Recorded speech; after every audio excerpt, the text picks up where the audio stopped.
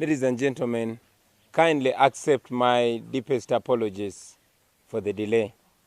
I don't want to go into the details, but I had to have a lengthy phone interview, and I'm having a lot of interviews that I hadn't scheduled. You see, I'm not yet used to being president-elect, so kindly take my apologies. Over. It is just beginning. Fellow Ugandans here in Uganda and abroad, I bring greetings to you.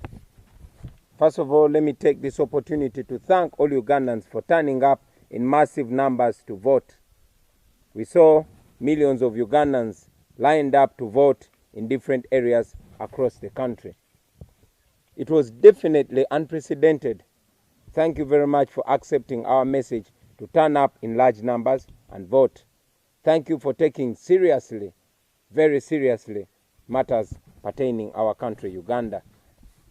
I also want to appreciate all the citizens for voting for change. I have no doubt in my mind that the vast majority of you Ugandans voted for change yesterday. It was indeed a protest vote against General Museveni's murderous regime of blood and national shame. Now, General Museveni, aided by Mr. Byabakama, the chairperson of the Electoral Commission, other state institutions, and shamelessly, some media houses are trying yet again to usurp the will of the people of Uganda. The people of Uganda voted massively for change of leadership from a dictatorship to a democratic government. But Mr. Museveni is deliberately trying to paint a picture that he is in the lead. What a joke. Last night, even before counting was completed in some districts, NBS television started broadcasting results showing that General Museveni was leading by 63%. Following a clear script, they hosted biased individuals and lend credence to the outright broad daylight robbery of the people's victory. I want to remind all the media houses and other corporate companies and citizens that the citizens are watching, and all of you who are participating in this conspiracy to defeat the will and victory of the people of Uganda will certainly face the consequences of your actions. Now, let me first of all remind all Ugandans about the illegal, high-handed actions which Museveni and his regime of blood have undertaken to set stage for the worst rigging this country has ever experienced. Requires us to give an agent of each candidate a copy of that form. It's not an option for the commission, it is a command of the law. And therefore, each candidate by now should have the declaration of results form from all the 34,684 polling stations, if they bothered to assign agents at those polling stations. Now, therefore, since Honorable Kyagulanyi is in possession of the 34,684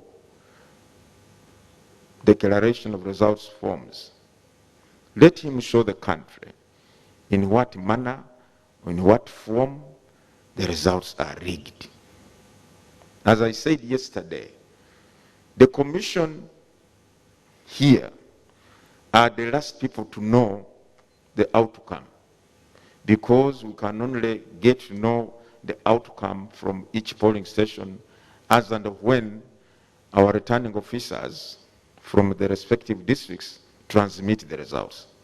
Whereas the candidates are already in possession of the results on account of these DR forms. They already know.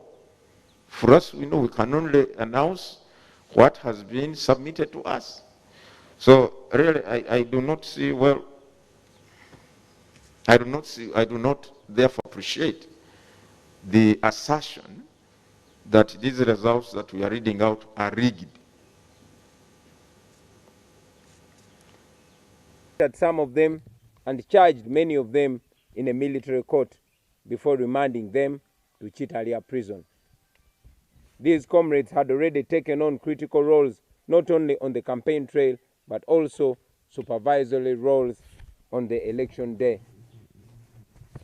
As the election drew closer, the regime stripped itself further naked. Their intentions were laid bare for everyone to see. First, they switched off social media to prevent Ugandans from communicating as well as following what was going on in the election. Many Ugandans managed to bypass this blockade and started using VPNs to access social media. Ugandans could then share videos of the incidents that were going on in the election. The regime had another problem on its hand. On the 3rd of January, we had announced the U-Vote application. This is the app which we had developed over time. We developed this app to enable us to receive results from across the country in record time. The app had other functionaries. Citizens would have been able to upload the videos and incidences that were going on in various parts of the country.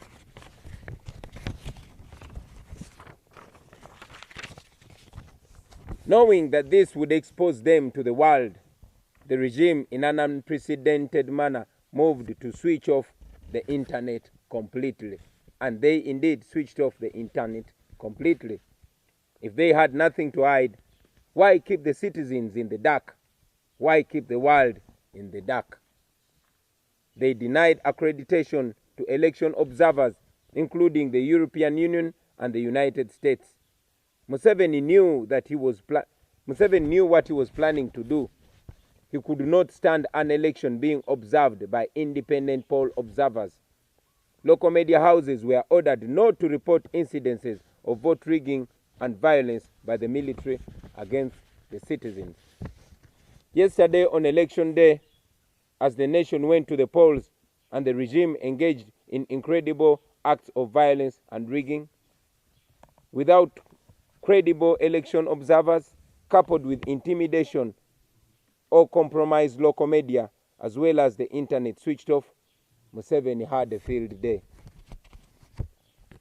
As we have been saying, a week to the election, the military and the police conducted operations in different districts of the country where our sub-region and district leaders were arrested and kept in prison without charge. Many of them in the districts of Lira, Moroto, Bunyangabo, Bundibujo, and very many others were arrested only to be released yesterday evening after election without any charge. Yesterday in Western Uganda and Northern Uganda, many of our polling agents were arrested and many chased away from polling stations. This happened in various counties and sub-counties of all districts in Western Uganda, as well as areas of Northern Uganda. In Kamwenje, Minister Frank Tumwebaze ordered for the arrest of all our polling agents within the district. In Butaleja, in the eastern region, Minister Irene Muloni ordered the guards to beat up all our polling agents and detain them. Let me make this unequivocally clear. Almost in the entire region of Western Uganda and Northern Uganda, there was actually no voting. We received thousands of calls and messages telling us how the election was a complete sham in those areas. In Bunyangabo, in Chitagwenda, in Kabale, in Rubanda, in Barara, in Chiruhura, in Kazo, and Isinjiro, and many other districts, there was no secret ballot in most polling stations. The military gave people pre-ticked ballots. They gave them pre-ticked ballot papers. In other cases, some people were ordered to vote from the desk in the presence of everyone. In Kwania, in Bulambuli, in Karenga, and many other places, some ballot boxes were open and ballot papers were put in there. In several areas of Isinjiro, Kabale, Mbarara, and the districts of Karamoja, people were told that ballot papers for the president had already been ticked. All they had to do was to vote for their members of parliament only. Good enough, some of these irregularities were recorded on video, although in some areas the military confiscated or destroyed the phones and cameras that were being used to record these grave irregularities. We have so much footage to share with the world. We know that the media was ordered not to cover such incidences, particularly the local media. And indeed, in many cases, media practitioners gave us information and evidence because they knew, and they also still know, that such information will not be allowed on radios and TV stations.